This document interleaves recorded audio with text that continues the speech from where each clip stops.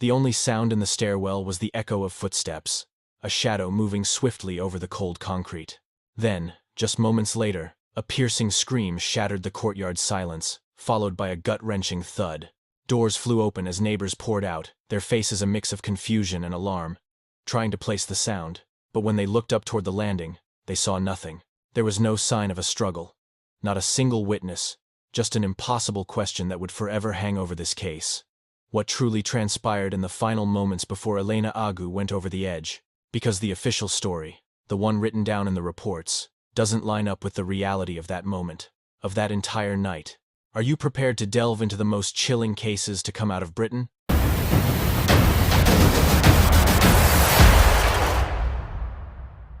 And now, let's get back to the case at hand.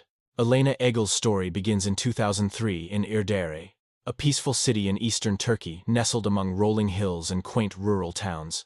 She was the youngest child of Kemal and his wife, a woman whose name has remained anonymous. The Agu family led a simple, unassuming life, one that revolved around school, work, and the tight-knit bonds of a traditional Turkish household. By 2018, Elena's life appeared completely normal on the surface. She was a dedicated student with a small circle of devoted friends and a love for the outdoors. People who knew her remember a warm, cheerful young woman who was full of dreams for her future. But that very same year, an unthinkable tragedy shattered their world. Her older brother, who was 6 years older than her, tragically drowned while swimming off the coast of Marmaris. The unexpected loss left the entire family devastated. But for Elena, who had idolized her big brother her whole life, the grief felt nearly impossible to bear. But somehow, she found a way to push forward. By the time she reached her senior year of high school, she had summoned the strength to piece her life back together. She started taking private tutoring sessions to get ready for her college entrance exams. Her teachers recalled a young woman who was fiercely determined to succeed in her studies, wanting to make her late brother proud. At the same time, her striking looks and kind personality were earning her a significant following on social media. She was admired by friends and followers for her grace and charm, a true bright spot in a small, close-knit town. Her father, still grappling with the loss of his son, took some small comfort in watching Elena chase her dreams. She represented his last hope for a future that could someday bring healing to their fractured family. But behind that smiling exterior, Elena was fighting a secret war that no one else even knew existed. Then, on September 29, 2021, a pale and trembling Elena walked through the doors of a police station. She proceeded to tell the officers a chilling story. For months, she claimed, she'd been the target of harassment and blackmail by a 42-year-old man named Gohan, a married businessman with 2 children. Gohan was a man of considerable wealth, the owner of a major transport company who also had dealings in real estate. In the community, he had a reputation as a powerful and highly respected figure. One of his sons, a 19-year-old named Gökturk, actually went to the same school as Elena. Rumors would later surface that the two of them were romantically involved, but her inner circle insisted their relationship was strictly platonic. According to Elena's own official statement, it all started when Gohan found some private photos of her on his son's phone. Enraged and controlling, he demanded that Elena come to his office immediately. Once she was there, he confronted her with the pictures, threatening to send them to everyone she knew, her family, her friends. Terrified of the public shame and humiliation, Elena felt she had no choice but to do exactly as he demanded. Elena explained to the police that Gohan used the threat of exposing her photos and videos to force her into meeting with him again and again.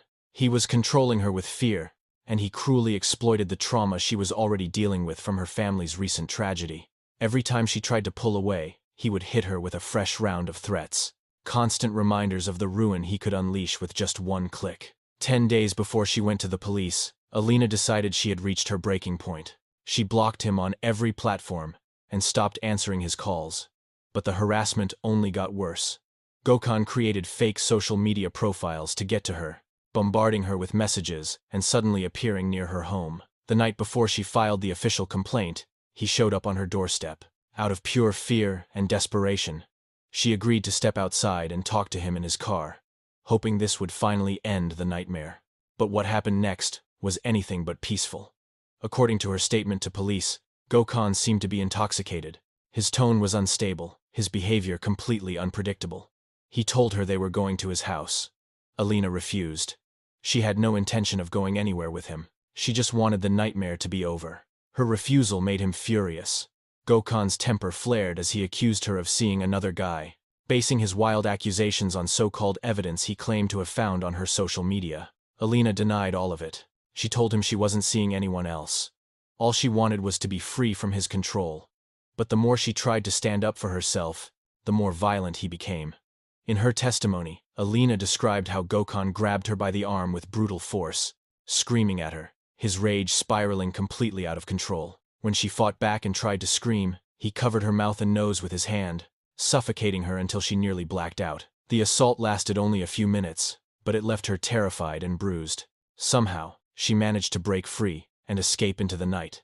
The next morning, she received a chilling message from Gokhan. In it, he told her to end her own life, or he would do it for her. That threat was the final straw for the already traumatized young woman. Elena went to a doctor to have her injuries documented, and the physician confirmed visible signs of a physical assault. Armed with the medical report, Elena returned to the police station and formally pressed charges against Gokhan. She accused him of blackmail, assault, and battery, making threats, defamation, and invasion of privacy. But it seems justice was already too late. Just one day later, on the morning of September 30th, 2021, tragedy struck. Witnesses reported seeing Elena on the stairway of a 5-story apartment building near her family's home. Moments later, she fell. By the time paramedics arrived, it was too late. Elena had died instantly on impact. She was only 18 years old. At first, authorities labeled her death a suicide, but almost immediately, inconsistencies began to surface. People who knew Elena could not believe she would have taken her own life. She had just enrolled in college prep courses, was talking about her future with excitement, and had even written to the police just a day earlier, begging for protection from Gokhan, the very man she had accused of assaulting and blackmailing her. To those who had read her plea for help, the idea of suicide made no sense. Not after months of threats, and not after her desperate attempts to escape him. As details emerged, outrage exploded across social media. Screenshots of Elena's police complaint circulated online, showing her terror and the lack of action from the authorities. People began to see her death not as a personal tragedy, but as the final act of a system that had failed to protect her. Many called it what they believed it truly was, a murder disguised as a suicide. Thousands of users, especially young women, rallied online under hashtags demanding justice. Their outrage quickly moved from screens to the streets. Local students and women's rights activists organized a march in her honor, determined to make her voice heard, even in death. Although local authorities refused to authorize the demonstration, dozens gathered anyway, including Elena's grieving family.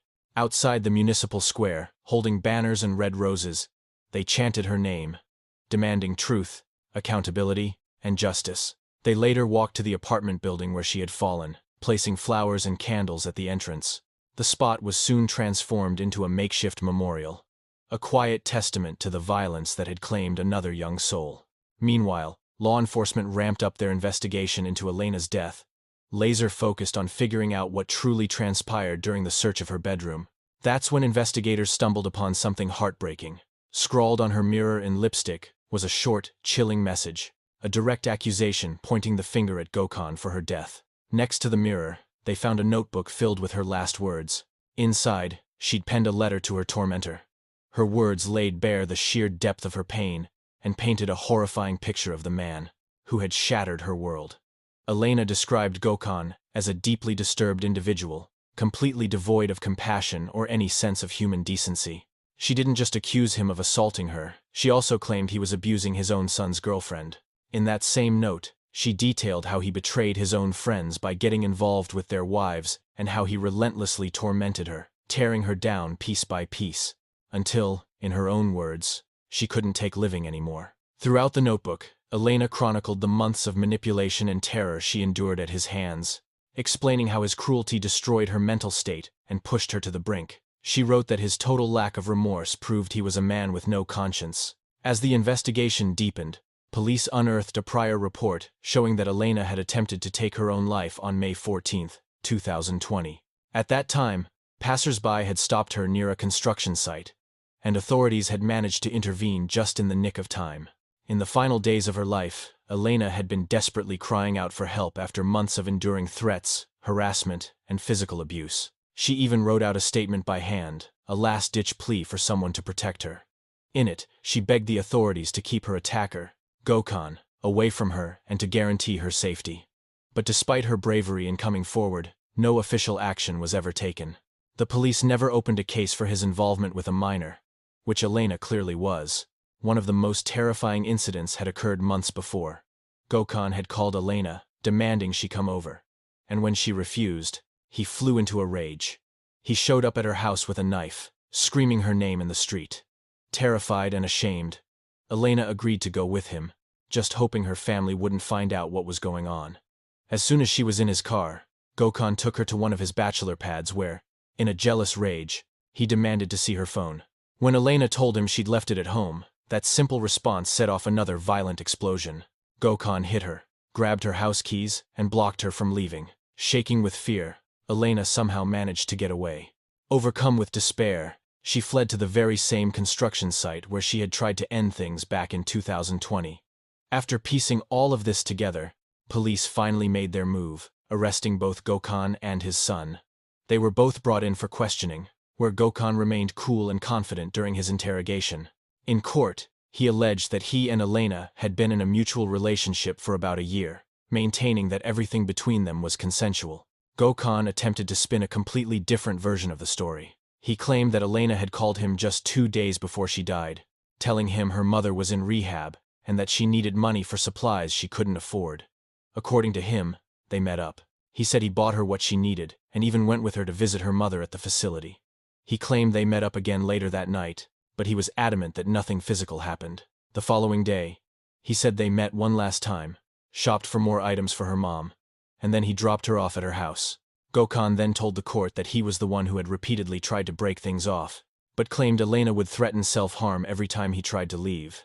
He also accused her of having a serious drinking problem, and was adamant that on the day she died, he'd been at home the entire time, something he claimed could be proven by the security camera footage from his apartment building. He concluded his testimony with a defiant statement.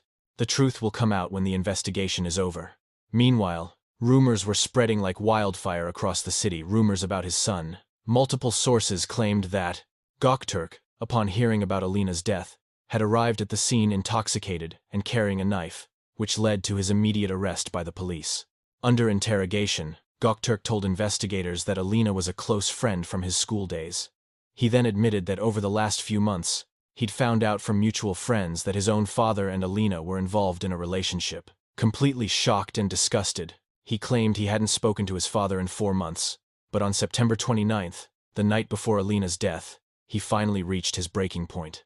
Overcome with humiliation from all the gossip, he decided he had to confront her face to face. He attempted to call her 9 separate times, but she never picked up. He then tried to contact his father, who also ignored his calls and texts. The next day, when he heard the devastating news of Elena's death, Gökturk took a cab home. Shortly after, he found out that both he and his father were wanted for questioning by the police, so he decided to turn himself in. In his official statement, he claimed the only reason he was carrying a knife was out of fear of retaliation from Elena's family. Just 3 days after Elena's death, Gökturk was released without any charges, while his father, Gökhan, was released under judicial supervision. The court placed him under minor restrictions, requiring him to check in regularly and forbidding him from leaving the province or the country. This decision sent shockwaves through the community. Elena's friends and family were outraged, especially her father, Kamal, who publicly accused the authorities of a massive cover-up. He told the local press that the official story of suicide was a complete lie and that his daughter had been murdered. He insisted her body didn't have fractures consistent with a fall, claiming all the evidence pointed to foul play. Meanwhile, new rumors started swirling around the city that Gökhan had a mistress, a nurse who might have used her medical expertise to help him execute a plan to end Elena's life. Kamal reminded anyone who would listen that his daughter had just turned 18 and was getting ready for college, with her whole future ahead of her. He was adamant that his daughter never touched alcohol, yet the autopsy report showed a high level of it in her system. He was convinced she was forced to drink that night, possibly to incapacitate her or to help stage her death. However, some of the father's claims directly contradicted the forensic findings. The official autopsy report stated that Elena's body had severe injuries that were, in fact, consistent with a fall from a significant height. The report noted fractures to her skull, ribs, and thoracic vertebrae, along with massive internal bleeding. The medical examiner's official conclusion was that her death was caused by blunt force trauma sustained in the fall. Following the autopsy, Elena's body was released to her family, and a quiet funeral was held at the local cemetery. Hundreds gathered to mourn, but that sorrow quickly turned into rage when the court allowed Gökhan to remain free under judicial supervision. The district prosecutor immediately objected to the ruling and appealed the decision to a higher criminal court, but the appeal was denied. For the time being, Gökhan would stay out of prison. Despite this major setback, prosecutors pushed forward with an even deeper investigation. They began analyzing Elena's phones and social media, where they uncovered a disturbing digital trail. The messages exchanged between her and Gökhan revealed a clear pattern of blackmail, manipulation, and threats. It was obvious Elena had been living in constant fear, forced to do whatever he said under the crushing weight of his intimidation. Then, when police executed a search warrant on Gökhan's home, they found something suspicious. His cell phone was nowhere to be found. Investigators were convinced he had either hidden or destroyed it, knowing it almost certainly contained incriminating videos and photos. He had been controlling Elena. Just 8 days after she died, armed with this new evidence, the court issued a warrant for his arrest. Gökhan was brought back into custody, this time facing a barrage of charges: coercion to commit self-harm, blackmail, assault, making threats, defamation, and invasion of privacy. During a new round of questioning, Gökhan stuck to his story that he and Elena were romantically involved, claiming everything was consensual, but his narrative shifted once more. This time, he confessed they had been together the night before she passed away. He also alleged that on the very morning she died, they had gone to a pharmacy to get an emergency contraceptive, which he framed as an attempt to solve a problem they were having. Gökhan continued to plead his innocence, but the mounting pile of contradictions was only making the prosecution's case stronger. The court ordered him held without bail as the investigation branched into 2 distinct trials: one for the blackmail and physical assault charges, and a second for coercing her to end her own life.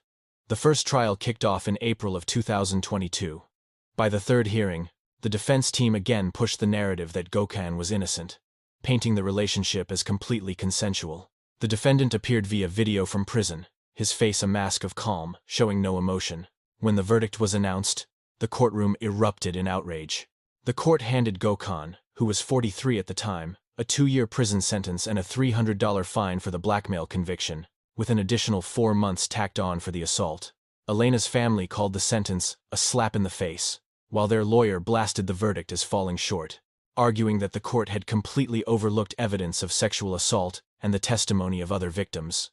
Then, in July 2022, the verdict in the second, and most critical, trial came down.